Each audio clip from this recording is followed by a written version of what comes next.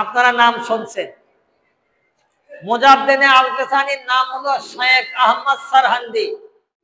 বাদশা আকবর যখন দ্বীনে ইলাহি কায়েম করছিল, দ্বীনে ইলাহি খলক বলদ হিন্দু মুশরিক সব মিলে দ্বীনে ইলাহি করছিল, তখন যিনি প্রতিবাদ করছিলেন, যার প্রতিবাদের কারণে বাদশা আকবর দ্বীনে ইলাহি থেকে ফিরে আসতে বাধ্য হয়েছিল, সেই লোকটা হলো মুজাদ্দিদে আল কাসানি রাহমাতুল্লাহ আলাইহি।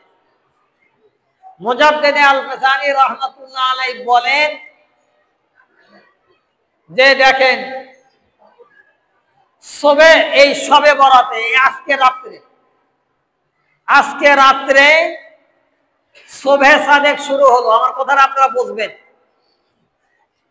আমাদের সমাজে দেখেন বাস্তব নিয়ম, সেহরির সময় শেষ, তাহাজ্জুদের সময় শেষ, তার 10 মিনিট পরে 5-6 মিনিট পরে শোভে সাদেক শুরু হয়। শোভে সাদেক এটাকে বলা হয় শোভে সাদেক। এই শোভে সাদেক হওয়ার পরে আস্তে আস্তে আলো হয়, রাতের অন্ধকার দূর হয়, রাতের গভীরতা অন্ধকার এগুলো আস্তে আস্তে দূরে সরে যায়, আলো হয়। এই আলো হতে হতে কিছুক্ষণ পর আমরা ফজরের নামাজ পড়ি। ফজরের নামাজের পরে পশ্চিম আকাশে, এই পূর্ব আকাশে একটু আস্তে আস্তে লাল হয়, একটু আলো দেখা যায়।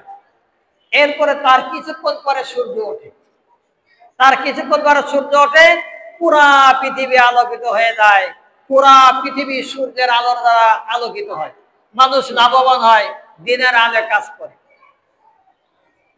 মুজাদ্দিদে আল কাসানি রাহমাতুল্লাহ আলাইহি বলেন, আল্লাহর নূরের শোভে সাদেক শুরু হয় শাবান মাসের 15 তারিখে রাত্র থেকে। আজকে রাত্র থেকে শোভে সাদেক শুরু হলো আল্লাহর নূরের। যত শাবান মাস শেষের দিকে যাবে তত আলোটা বাড়বে, এই নূরটা আরো বাড়বে। যখন রমজান শুরু হবে পরিপূর্ণভাবে এই নূরের আলো উদিত হবে, তখন পরিপূর্ণভাবে নূর, তখন নূরেই নূর। তখন যেই কাজ করবে সেই কাজে বেশি সওয়াব, যেখানে করবে সেখানে ফজিলত, পুরা সময় ফজিলত, পুরা রমজান ফজিলত। আর এই ফজিলতের সূচনা এই শাবান মাসের 15 তারিখে রাত্র থেকে। আজকে রাত্র থেকে রমজানের আগমন শুরু। যেরকম সূর্য ওঠার আগে তার আগমন বার্তা হলো শোভে সাদেক, ঠিক রমজানের সূর্য ওঠার আগের আগমন বার্তা এই শোভে সাদেকের রাত্র, এই 15 তারিখের রাত্র। এই রাত্র থেকে শুরু হলো তার আগমন বার্তা। এইটা যাবে আস্তে আস্তে যেতে যেতে রমজান পর্যন্ত যাবে। যখন রমজান আসবে তখন পূর্ণ নূর বরকত এখান থেকে আরো বেশি করে দিতে হবে। রাত্রটা অনেক গুরুত্বপূর্ণ রাত্র। তাহলে আমার কথার সারাংশ হলো, এই রাত্রের সময়টা অপচয় না কাটাইয়ে আমরা ইবাদতের মধ্যে কাটাবো। তাহাজ্জুদ পড়ব, সালাতুল হাজত পড়ব, কোরআন শরীফ তেলাওয়াত। রাত ছোট, আর কত সময় আছে, জিকির আজকার করব।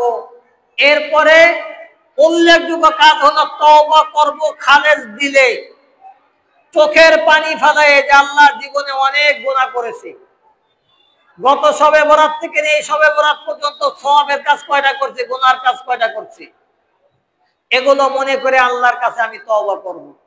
এরপরে সর্বশেষ চোখের পানি ফেলাইয়ে দুহাত উঠে আল্লাহর কাছে দোয়া করব, রব্বুল আলামিন আমাকে নিষ্পাপ বানিয়ে দিন।